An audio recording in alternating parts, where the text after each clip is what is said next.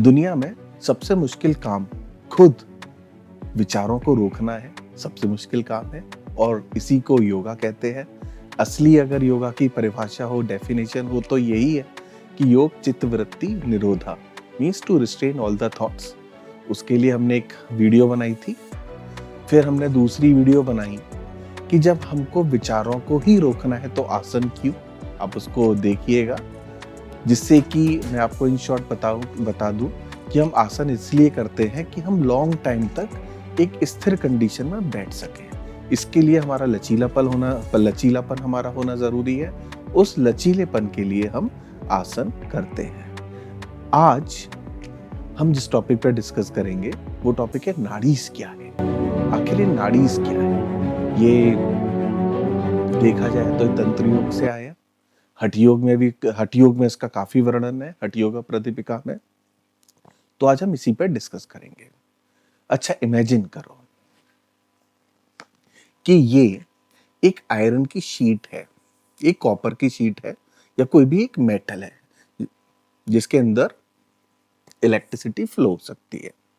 ठीक है, मैंने यहां से करंट पास किया इस शीट में, और शीट के दूसरे एंड से मान लो यहाँ एक वायर कनेक्ट करके, मैंने छोटा सा वायर शीट से कनेक्ट करके मैंने बल्ब लगा दिया।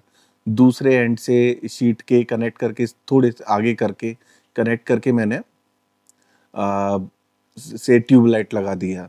फिर थोड़ा डिस्टेंस पे और कनेक्ट करके मैंने कुछ और डिवाइस लगा दिया। फिर मैंने कुछ और डिवाइस लगा दिया।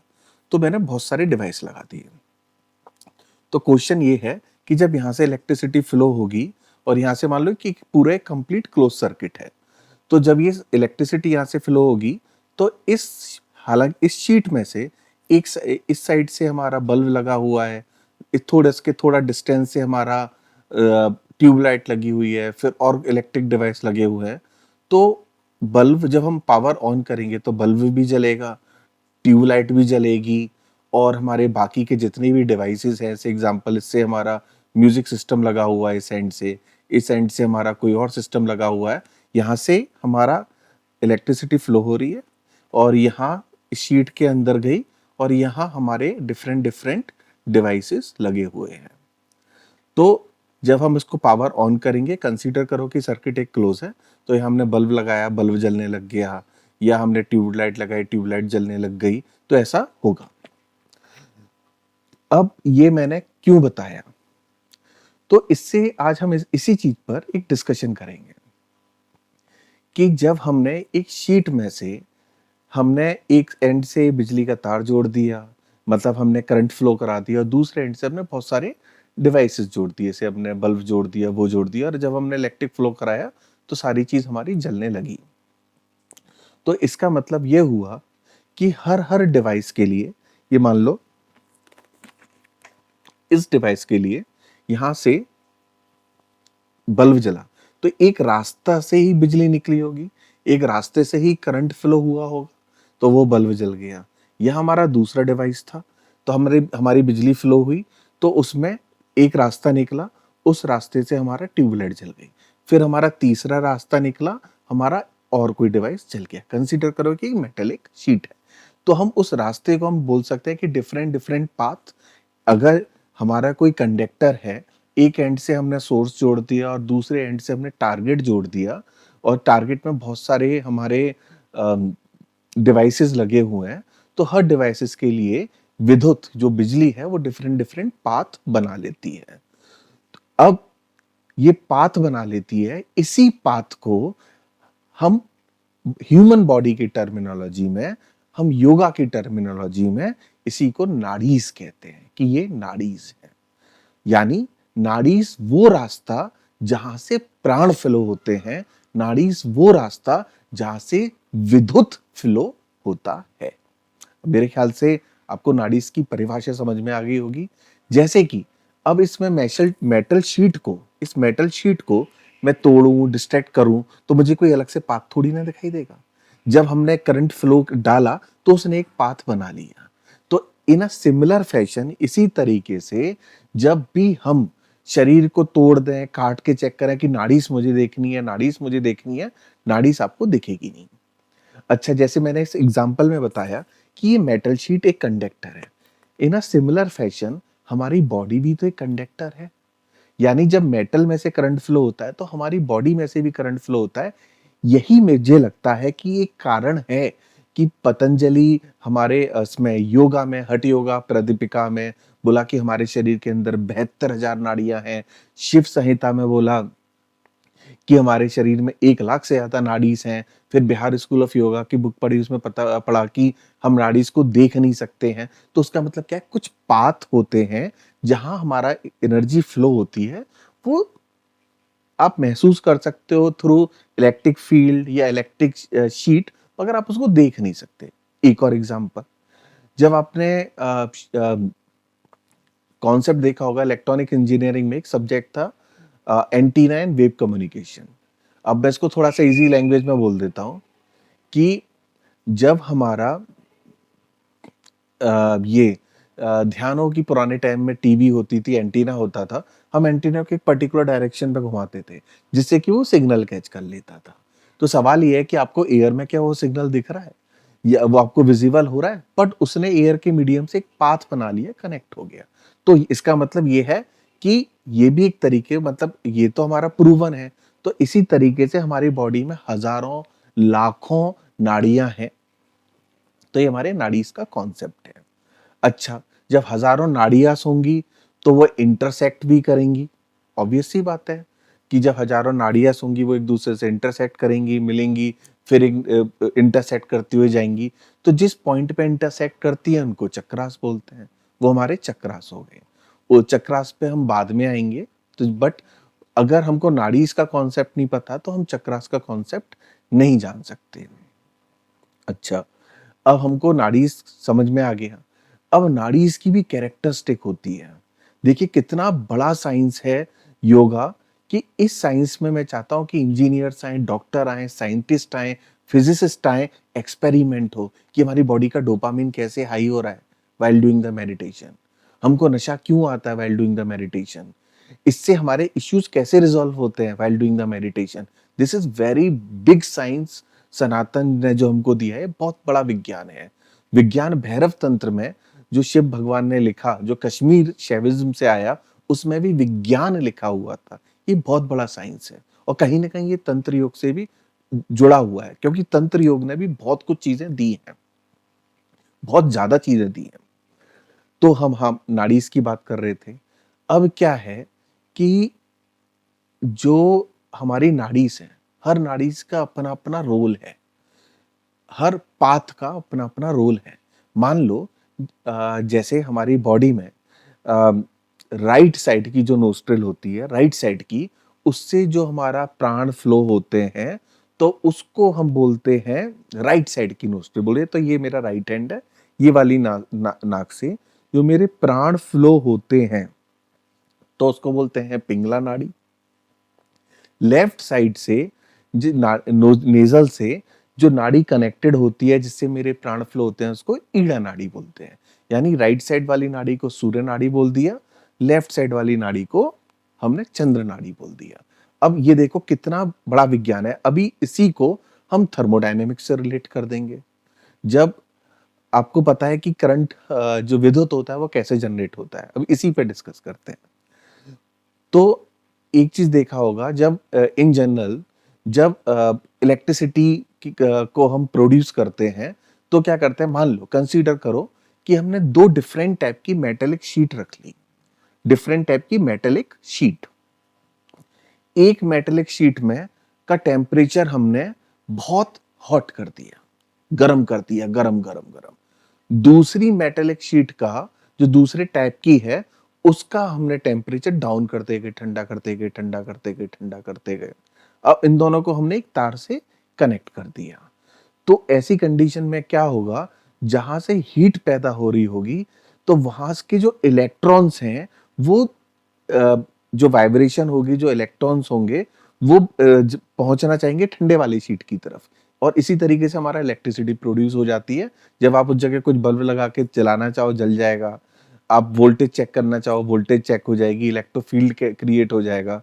तो सेम चीज तो हमारी बॉडी के अंदर हो रही है। हमारी बॉडी के अंदर जो सूर्य नाड़ी है वो हमारी बॉडी को हीट करती है। चंद्र नाड़ी है वो हमारी बॉडी को कूल डाउन करती है। इसका मतलब जो डिफरेंट की जो नाड़ीज हैं वो हमारी बॉडी के कंडक्टर, जो हमारी जो शीट है उसका टेम्परेचर डिफरेंस पैदा कर देती है। एक टेम्परेचर, एक पॉजिटिव टेम्परेचर का हीट होगा, एक नेगेटिव होगा, और हमारा इलेक्ट्रॉन्स का मान लो एक फ्लो, इलेक्ट्रॉन्स होते नहीं है but we can say drift, electrons का ड्रिफ्ट होगा, जिससे कि हमारे अंदर एक इलेक्ट्रिक फील्ड पैदा हो जाएगा। तो ये सोचो कि यही योगा कितना रिलेटेड है फिजिक्स से। तो चंद्र नाड़ी, अब यहीं से हमारा कहीं ना कहीं प्राणायाम का भी कॉन्सेप्ट आ गया। तो जैसे अनुलोम विलोम जो हमारे नाड़ी का शुद्धिकरण करता है, तो पहले हम हीट कर रहे हैं, फिर कूल कर रहे हैं, फिर हीट कर रहे हैं, फिर कूल कर रहे हैं, आखिर अनुलोम विलोम काम कैसे करता है, सवाल ये है। तो उन सब पे जब हम प्राणायाम के ऊपर जाएंगे तो हम उस पर और डिस्कशन करेंगे। तो नाड़ीज का मेरे ख्याल से कॉन्सेप्ट समझ में आ गया होगा कि ईड़ा नाड़ी क्या है, पिंगला नाड़ी क्या है। फिर अच्छा, अब नाड़ीज में हमारी प्रमुख जो नाड़ियां होती हैं वो 3 होती हैं। वैसे तो बहुत सारी नाड़ीज हैं, यहाँ तक कि नाड़ी बहुत सारी नाड़ीज हैं, बट जो मेजर नाड़ीज होती हैं वो 3 होती हैं। ईड़ा नाड़ी बोले तो मून नाड़ी, बोले तो चंद्र नाड़ी, जो कि आपको बॉडी को ठंडा रखेगी। पिंगला नाड़ी बोले तो वो उसको बोला कि सूर्य नाड़ी, जो आपकी बॉडी को गर्म रखेगी। अब इन दोनों के कॉम्बिनेशन से, परम्यूटेशन कॉम्बिनेशन से ही बहुत सारी चीजें बनती हैं, और इसी के कॉम्बिनेशन पे जो डेफिनेशन निकल के आए कि हठ योगा, हा और ठा, इससे मिलके हठ योगा बना है। हा मीन्स पिंगला नाड़ी, ठा मीन्स चंद्र नाड़ी तो इसका मतलब पूरा हठ योगा का जो कॉन्सेप्ट आया वो ईड़ा और पिंगला नाड़ी को बैलेंस करने के लिए ही आया। यानी हमारे जितने भी पूर्वज थे, हमारे जितने भी ऋषि मुनि थे, वो जान गए थे कि इलेक्ट्रिक जो हमारा इलेक्ट्रिक फील्ड होगा, इलेक्ट्रिक करंट होगा, वो हॉट और कोल्ड के रिलेशन से होगा, और उन्होंने उसको डिस्कवर किया। तो कितना बड़ा साइंस है। तो हम ईड़ा नाड़ी समझ गए, पिंगला नाड़ी समझ गए।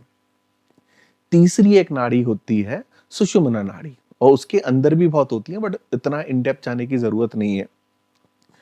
अब सुषुम्ना नाड़ी क्या होती है, वो न्यूट्रल नाड़ी होती है। यानी जब दोनों का टेम्परेचर डिफरेंस हो गया, ये +2 है, ये -2 है, ये +100 है, -100 है, तो एक तीसरी नाड़ी निकल के आती है जिसको बोलते हैं आपका न्यूट्रल सुषुम्ना नाड़ी।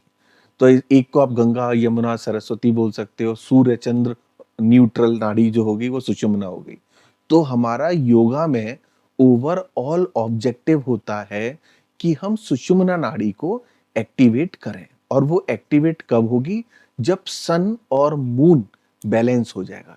यानी अगर सन हमारा, मान लो मैं नंबर से रिप्रेजेंट कर रहा हूं, अगर सन हमारा +10 है, मून हमारा -5 है, तो सुषुम्ना नाड़ी एक्टिवेट नहीं होगी। इन जनरल ऐसा ही होता है। अगर सन हमारा +10 है और मून हमारा -10 हो गया, तो हमारा इन दोनों का आप उसको जोड़ोगे तो क्या होगा, एग्जिस्टेंस है मगर लमसम 0 आएगा। तो वो 0 ही हमारी सुषुम्ना नाड़ी की तरफ हमको फोकस करती है। अच्छा, इसी को अब क्या कहते हैं, अगर हम भगवत गीता का कुछ टर्मिनोलॉजी लें, उसमें क्या बोलते हैं कि जैसे कि हम जब तपस्या कर रहे होते हैं या कुछ कर रहे होते हैं, तो ना मुझे सुख एक्साइटेड कर सकता, ना मुझे दुख एक्साइटमेंट दे सकती, दुख दुखी कर सकता, ना मुझे गर्मी इतना प्रभाव करेगी, ना मुझे सर्दी इतना प्रभाव करेगी। सब में मैं फोकस रहूंगा। तो इसका मतलब क्या हो गया कि जितने भी ऋषि मुनि थे, कभी 5-6 फायर को लेके अपने आप को, बॉडी को बैलेंस कर रहे हैं कि मुझे फायर इतना महसूस नहीं होगा, या कोल्ड इन्वायरमेंट को एकदम ठंडे एनवायरनमेंट में है कि मुझे कुछ महसूस नहीं होगा। तो ऑब्जेक्टिव यही था कि +10 और -10 यानी डिफरेंस को 0 कर दो। प्लस, इसका मतलब +10 और -10, इसका मतलब इलेक्ट्रिक फील्ड है, इलेक्ट्रिक फील्ड है, पावर है, एग्जिस्टेंस है, मगर जब हमने उनको बैलेंस कर दिया तो हमको कुछ महसूस ही नहीं हो रहा। तो यही तो इलेक्ट्रोस्टैटिक फील्ड है। तो देखा जाए, इलेक्ट्रोस्टैटिक फील्ड क्या होती थी, 1/4πε0 Q1 Q2/r²। अगर Q1 और Q2 का यहाँ चार्ज एकदम हमारा सेम है और उसके बीच में एक हमारा क्या कहते हैं, फोर्स पैदा हो गया। तो ये हमारा कॉन्सेप्ट आ गया, ईड़ा नाड़ी, पिंगला नाड़ी, सुषुम्ना नाड़ी, और जहां इनका इंटरसेक्शन होता है वो इंटरसेक्शन हमारा क्या होता है, वो चक्रास होते हैं। और इन नाड़ी से क्या फ्लो होता है, हमारा प्राण, हमारी एनर्जी फ्लो होती है। अब क्या होता है, जब हम बहुत टाइम तक परेशान रहते हैं, या शारीरिक कंडीशन हो सकती है या मानसिक कंडीशन होती है, तो ये नाड़ी ब्लॉक हो जाती है। क्या हो जाती है, ब्लॉक। जब ये एग्जाम्पल, अब मान लो आप पे, जैसे मैंने कि एक शीट का एग्जाम्पल दिया था कि हमारी आयरन की शीट है, इसमें हम करंट को फ्लो करा रहे हैं। तो इन अ सिमिलर फैशन, अगर शीट में हमारा रस्ट लग गया, रस्ट बोले तो जंग लग गई, Fe2O3XH2 जंग का फॉर्मूला होता है। तो जब हमारी शीट में जंग लग गई, तो हम क्या करेंगे, उस शीट को हम रेगमाल से घिसेंगे, उसको साफ करेंगे, उसको क्लीन करेंगे, यानी इसको प्योरीफाई करेंगे। तो अगर अब हम इसको अपनी बॉडी को ही शीट से कंसीडर करें, तो हमको नाड़ीज के प्रॉपर फ्लो करने के लिए हमको क्या क्या करना पड़ेगा, बॉडी को ट्विस्ट करना पड़ेगा, मूव करना पड़ेगा, जिससे कि प्राण फ्लो हो। इसलिए एक ये वन ऑफ द कॉन्सेप्ट है कि आसन आए। आसन का मतलब होता है आइडल पोजीशन, बट देखा जाए तो फिर इतने कॉम्प्लेक्स पोजीशन क्यों, बिकॉज प्योरिफिकेशन, वो नाड़ी क्लीन हो। तो एक तरीका तो हो गया। तो अगर आप ये कॉन्सेप्ट जान जाओ, तो आप खुद अपने मन से कुछ आसन बना दो। अब देखा जाए तो आसन बहुत आए हैं, बट प्राणायाम जो हुए हैं वो लिमिटेड रहे हैं, क्योंकि बॉडी हमारी इतनी है। तो हम काफी हमको पता है कि हमारी को लचीला बनाना है बॉडी को, जिससे कि हमारा करंट फ्लो हो सके, इसलिए हमारे आसन है। दूसरा हमारा प्राणायाम आया। अब मैंने पहले फिजिकल फॉर्म में कर लिया, फिर मैं ब्रीथिंग से अपने आप को क्लीन करूं, प्योरीफाई करूं। मगर प्राणायाम का रोल बहुत ज्यादा है। प्राणायाम जो हमारा है, नाड़ीज का भी शुद्धिकरण करता है। प्राणायाम से ही ध्यान की जर्नी चालू होती है। असली ध्यान की जर्नी प्राणायाम से ही चालू होती है। अब भस्त्रिका करके साइलेंट बैठ जाओ, आपका ध्यान लग जाएगा।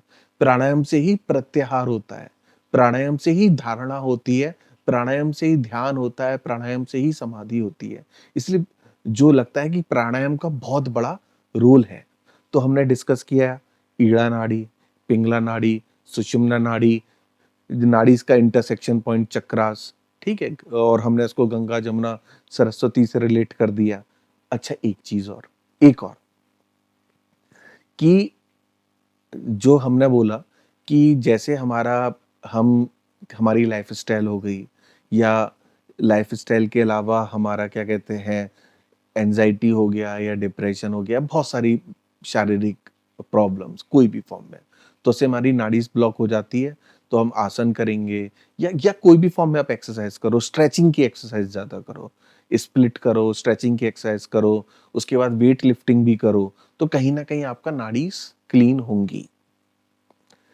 ठीक है, तो उससे हमारी क्लीनिंग होगी। फिर हमने प्राणायाम करके उसको और साफ कर लिया, तो हमारा बॉडी का रस्ट निकल गया। तो हम बॉडी हमारी अब नाउ ध्यान के लिए एलिजिबल होगी। यही हमारा आसन का रोल हो गया। और प्राणायाम का जैसे कि बताया बहुत बड़ा रोल है। मेरा एक्सपर्टाइज प्राणायाम है। तो प्राणायाम की जर्नी यहाँ से चालू होती है। ठीक है, अब हमारा एक और रिप्रेजेंटेशन है, जो पिंगला नाड़ी होती है, जिसका स्वभाव गर्म है। वो रिप्रेजेंट करती है पिंगला नाड़ी एक्शन। मुझे एक्शन करना है, लॉजिकल थिंकिंग करनी है, क्योंकि तुरंत तुरंत सक्रिय होना। ईड़ा नाड़ी जो होगी, क्रिएटिविटी, कल्पना, रिलैक्स, आराम से बैठो, रिलैक्सेशन करो। तो इससे हमारा बिहेवियर का पैटर्न भी हो गया। अब देखा जाए, अगर अगर आप लोगों को, मान लो कि कोई दो पागल है, या आपने पागलों पे रिसर्च करो, तो दो टाइप के आपको पागल मिलेंगे। एक पागल मिलेगा जो कुछ नहीं कर रहा है, केवल सोच रहा है, मुंह खुला हुआ बैठा है, कुछ नहीं कर रहा, सोच रहा है, सोच रहा है, सोच रहा है।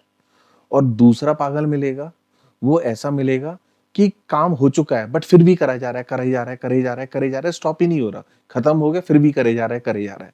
यानी एक केस में एक की जो ईड़ा नाड़ी है वो इम्बैलेंस है, और एक केस में जो पिंगला नाड़ी है वो इम्बैलेंस है। तो इसी के परम्यूटेशन कॉम्बिनेशन से बहुत सारी चीजें बन जाती हैं। तो हमारा ऑब्जेक्टिव यही है कि दोनों को इक्वली करना। जैसे हमने ईड़ा नाड़ी की जो पोटेंशियल बढ़ा दी है +100, तो हमको पिंगला नाड़ी भी नाड़ी का -100 तो पिंगला नाड़ी का +100, जिससे कि लमसम हमारा 0 हो। उसी 0 की स्टेट को ध्यान बोलते हैं। तो ये सोचो कि 0 जो है कितनी बड़ी चीज़ है। लगता है कि 0 कुछ नहीं है, और देखा जाए तो पूरा ज्ञान जो है, पूरी नॉलेज जो है, हर कुछ इस 0 में है। जभी तो कहा जाता है, न पुण्यम न पापम न प्रेमम न दीपम चिरानंद रूपम शिवोहम शिवोहम। लोगों को लग रहा है कुछ नहीं है, सब कुछ नहीं है। ना पुण्य है, ना पाप है, ना प्रेम है, न न पुण्यम न पापम न प्रेमम न दीप चिरानंद रूपम शिवोहम शिवोहम। ये शून्य की अवस्था ही शिव है। और शिव और शक्ति क्या है? पूरा पुरुष और प्रकृति, जिस पे हम कभी फिर वीडियो बनाएंगे, जिस वहां से सांख्य फिलॉसफी चालू हो जाती है, तंत्र की फिलॉसफी चालू हो जाती है। अगर आप ध्यान सीखना चाहते हैं तो हमसे संपर्क कीजिए, कनेक्ट करें। क्यों ना हम सब मिलके इस पे रिसर्च करें। और यहाँ इंजीनियर्स, साइंटिस्ट, फिजिसिस्ट की बहुत ज़रूरत है, जिस पे ये रिसर्च का सब्जेक्ट है। देखो, जब तक कोई चीज़ में रिसर्च नहीं होगी तो वो उतना इवॉल्व कैसे होगा? मगर ये सोचो कि ये हमारा गॉड गिफ्ट है, हमारे ऋषि मुनियों ने कितनी मेहनत करी। कि अब देखा जाए, अगर आप योगा का एग्जिस्टेंस देखा जाए, था तो लाखों साल से, मगर वर्बल फॉर्म में था। तो जब कुछ उसके पॉइंट्स पाए गए थे, जब अ, बुद्धिज्म आया था उनकी किताबों में, फिर उसके बाद गुरु गोरखनाथ आए, उनके शिष्य थे स्वात्मा राम, तो उन्होंने हठ योगा प्रदीपिका लिखी। हठ योगा प्रदीपिका। तो हठ योगा प्रदीपिका में में आसनों पे ध्यान दिया है, मगर आसन पे ज्यादा से ज्यादा 15-16 लिमिटेड आसन थे। काउंट मेरे को एग्जैक्ट नहीं पता, बट बहुत सारे आसन नहीं थे। जैसे सूर्य नमस्कार हठ योगा प्रदीपिका का पाठ नहीं है। इवन घेरंड संहिता का पाठ नहीं है सूर्य नमस्कार। ये बाद में एक महाराष्ट्र के राजा थे, वो लेकर आए थे सूर्य नमस्कार। तो अब एक ख्याल यहाँ से आता है कि आप नोटिस करोगे अगर, कि आसनों में बहुत सारा वेरिएशन है, बहुत सारा वेरिएशन है। मगर आसनों में जैसे हठ योगा प्रदीपिका कुछ आसन लिया आया, घेरंड संहिता, हठ योगा प्रदीपिका में 15 प्रमुख आसन थे, 15। घेरंड संहिता में 84 आ गए आसन, उसमें और ज्यादा बढ़ गए। तो क्यों बढ़े?